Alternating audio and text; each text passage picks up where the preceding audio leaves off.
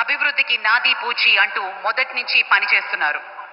అభివృద్ధికి మార్గనిర్దేశం చేస్తున్నారు. కేంద్రం నుంచి రాష్ట్రానికి ప్రాజెక్టులు తీసుకురావడానికి తన వంతు కృషి చేస్తున్నారు. అవినీతి రక్కసిపై పోరాటం చేస్తూ ప్రజల సంపద ప్రజలకే చేరాలన్న పోరు బాటలో ఆయన ముందు నిలుస్తున్నారు. అధికారాన్ని చేపట్టిన నాటి నుండి నేటి వరకు ఎప్పుడూ కూడా సంక్షేమమే ఆయనది. నిత్యం ప్రజలకి అందుబాటులో ఉంటూ వారి ఆకాంక్షల మేరకు పాలన సాగిస్తూ ఉన్నారు. ఎన్నికల్లో ఇచ్చిన హామీలు ఏ విధంగా భరోసా ఇచ్చారో అదే విధంగా ఆంధ్రప్రదేశ్లో యువతను మేల్కొల్పే బాధ్యతను కూడా తీసుకున్నారు.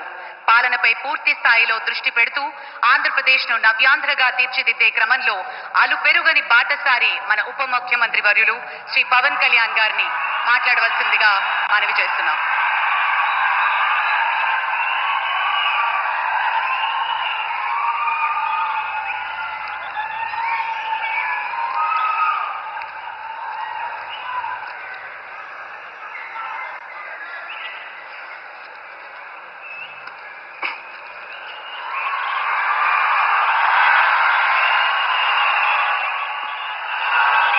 ఒక సదుద్దేశం, ఒక సదాశయం లేకుండా ఒకరు కన్యాకుమారి నుంచి కశ్మీర్ వరకు నడిచిన అది ఒక నిరర్ధకమైన నడకగా చరిత్రలో మిగిలిపోతుంది.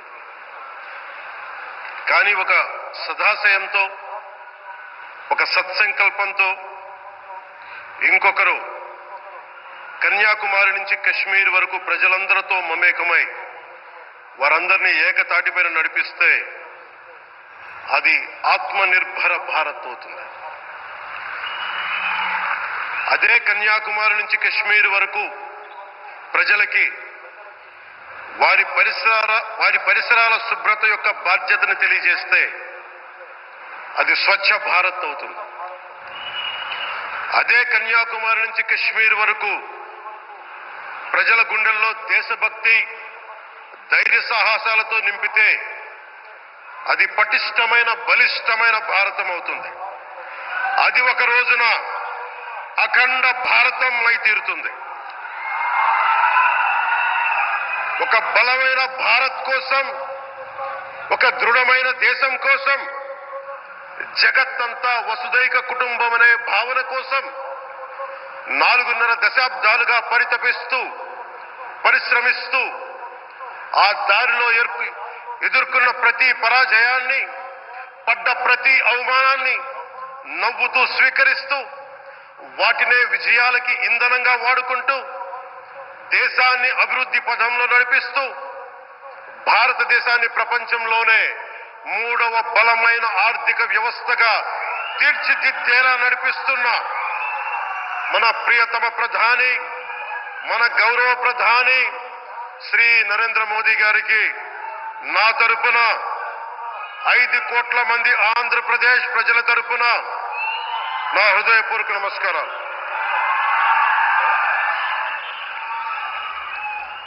విద్యార్థి నాయకుడిగా రాజకీయాల్లో ప్రవేశించి రెవెన్యూ మంత్రిగా, ఆర్థిక మంత్రిగా మొదలై తెలుగుదేశంకి రథసారథి అయి 4వసారి ముఖ్యమంత్రి అయి తెలుగు ప్రజల్ని అభివృద్ధి పదంలో నడిపిస్తున్న దార్శనికులు, రాజకీయ ఉద్దండులు గౌరవ ముఖ్యమంత్రి శ్రీ నారా చంద్రబాబు నాయుడు గారికి నా హృదయపూర్వక నమస్కారం.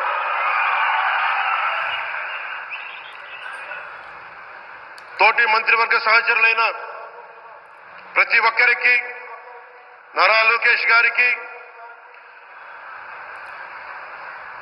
ఎన్డీఏ కూటమి శాసనసభ్యులకి, నాయకులకి, బీజేపీ నాయకులందరికీ పేరు పేరున నా నమస్కారాలు. కార్యకర్తలకి నా హృదయపూర్వక నమస్కారాలు. బీజేపీ నాయకురాలు శ్రీమతి పురంధేశ్వరి గారికి నా హృదయపూర్వక నమస్కారాలు. మా ఎన్డీఏ కూటమికి 164 అసెంబ్లీ స్థానాలు, 21 మంది పార్లమెంట్ సభ్యులనిచ్చి మమ్మల్ని వారి విలువైన ఓటుతో వేసి గెలిచిన ప్రతి ఒక్కరికి ఆడపడుచులకి, అక్క చెల్లెలకి, పెద్దలకి, పిన్నలకి, యువతులకి, యువకులకి పేరు పేరున నా హృదయపూర్వక నమస్కారాలు. ప్రజలు ఎన్డీఏ ప్రభుత్వాన్ని నమ్మారు, నిలబడ్డారు.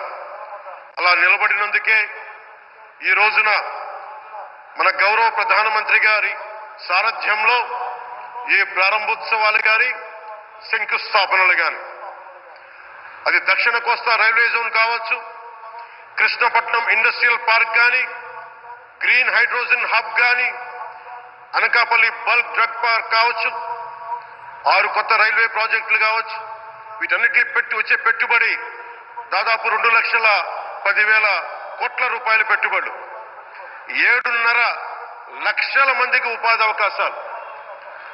అవినీతితో కూరుకుపోయి ఉపాధి అవకాశాలు లేక, ఉద్యోగ అవకాశాలు లేక విలవిల్లాడుతున్న సమయంలో మీరు నిలబడ్డారు.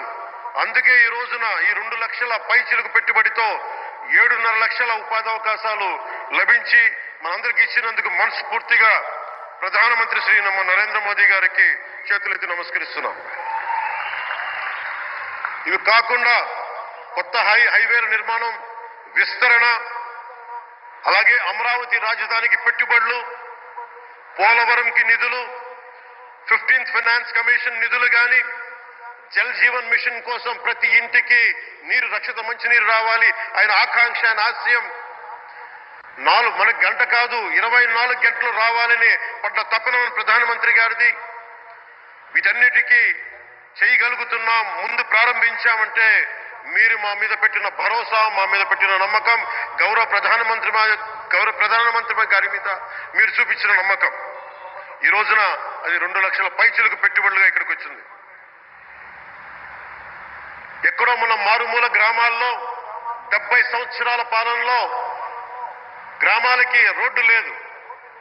ప్రధాన మంత్రి సడక్ యోజన కింద ఈ రోజున మనం మారుమూల గిరిజన గ్రామాల్లో కూడా రోడ్లు వేయగలుగుతున్నామంటే దానికి ముందుండి మాకు వెన్నుతట్టి మాకు నిధులు సమకూరుస్తుంది నరేంద్ర మోదీ గారు.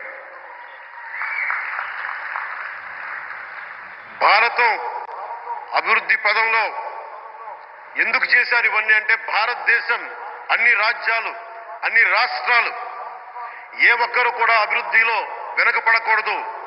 అది మనకి తెలంగాణ కావచ్చు, ఆంధ్రప్రదేశ్ కావచ్చు, ఆంధ్రప్రదేశ్లోని ఉత్తరాంధ్ర, రాయలసీమ, మనకి కోస్తాంధ్ర కావచ్చు, ఎక్కడా కూడా ఏ ప్రాంతం కూడా వెనుకపడకూడదు. అభివృద్ధిలో అందరికీ సమాన వాటా ఉండాలని చెప్పే ఈరోజు ఇన్ని పెట్టుబడులు. ఈ మోదీ గారి సంకల్పానికి, సహకారానికి, ఆయన గైడెన్స్ కి మనస్ఫూర్తిగా నా కృతజ్ఞతలు.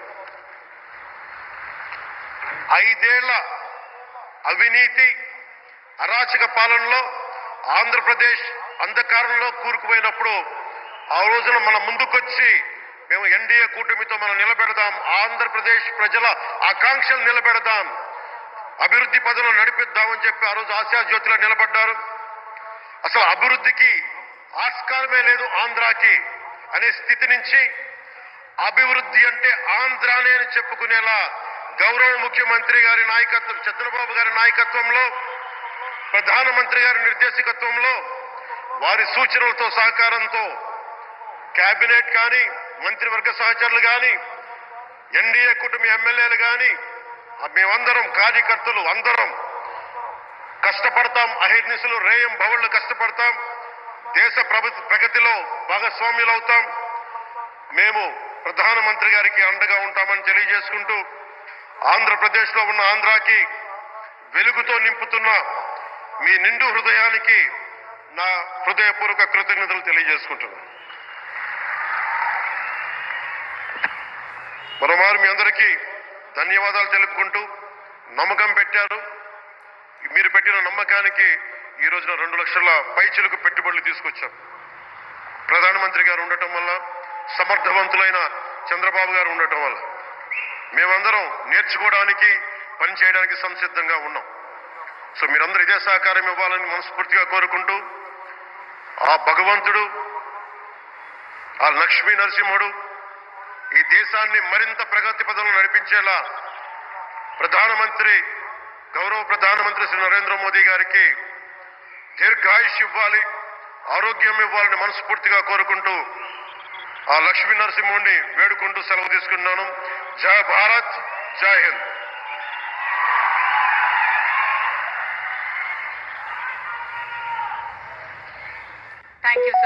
Very much.